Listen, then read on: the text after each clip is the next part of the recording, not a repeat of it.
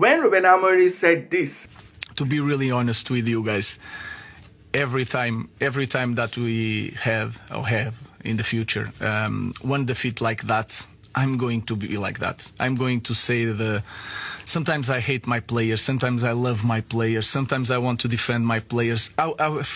He was referring to this particular match and every other match that would turn out to be like this. Tension, pressure was rising at Old Trafford Stadium. Imagine a team who just transited into the EPL, putting so much pressure on Manchester United. This is to show that Manchester United, apart from Ruben Amorim's tactics and anything you want to put on him, the players themselves are not good.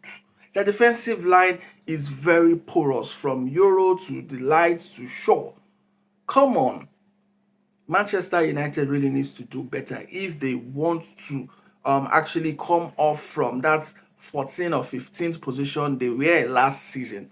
If they want to come back to being part of the top 6 or top 5 teams in the EPL. Kudos to Manchester United. Kudos to Ruben Amorim, even though this match was really not a thing to really celebrate, but it's going to be a boost for their ego, especially to their captain, Bruno Fernandes. Bruno Fernandes was so emotional. He scored this goal. Remember, he lost a penalty previously in the previous match he actually played. He was coming to also say he was not really in a good state of mind, and that's why he blew the ball away. Now this is a boost. Even though the goalkeeper followed the ball, he scored, and you saw the kind of emotion. You saw the way he was jubilating. At some point, he forgot that they had to use the VAR to check if this was a penalty, was a foul against Amad Diallo in the box 18. He actually was telling the ref, time.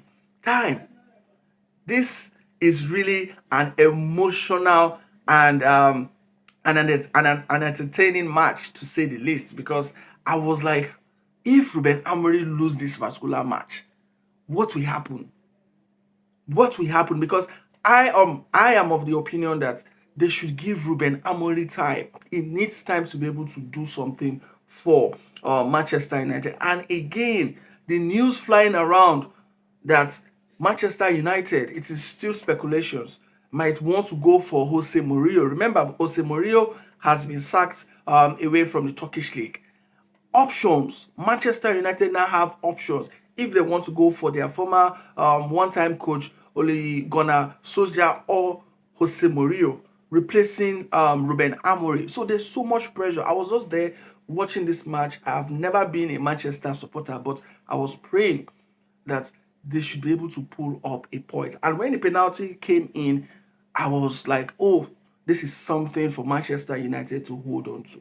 And like you know, Ruben Amorim is someone who doesn't like to watch penalties. He was just away. So much tension. He was not able to look at Bruno Fernandes take this penalty, but definitely he himself, so much pressure. And this is why he made that press conference saying sometimes he hates his players, sometimes he wants to quit the job because of this kind of play. Imagine you being one goal up.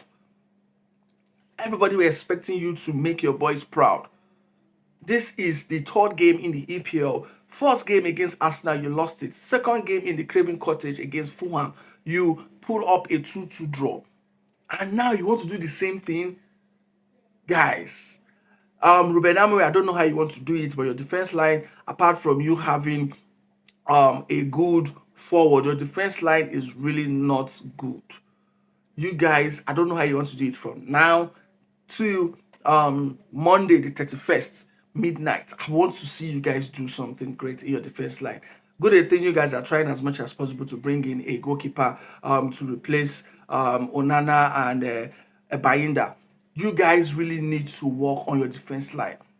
You guys have worked on your attacking. Unfortunately, Matthew Cunha do not get to score a goal so far. He and Benjamin Sesko are the ones remaining to actually score a goal in the EPL or in all competition. Burno has scored a goal in the just concluded. I use that word just concluded because they're out already. The EFL, they were knocked out by Grimsby. Matthew Cunha has not scored a goal in any competition so far. Same as Benjamin Sesko. Benjamin Sesko had 2 opportunities.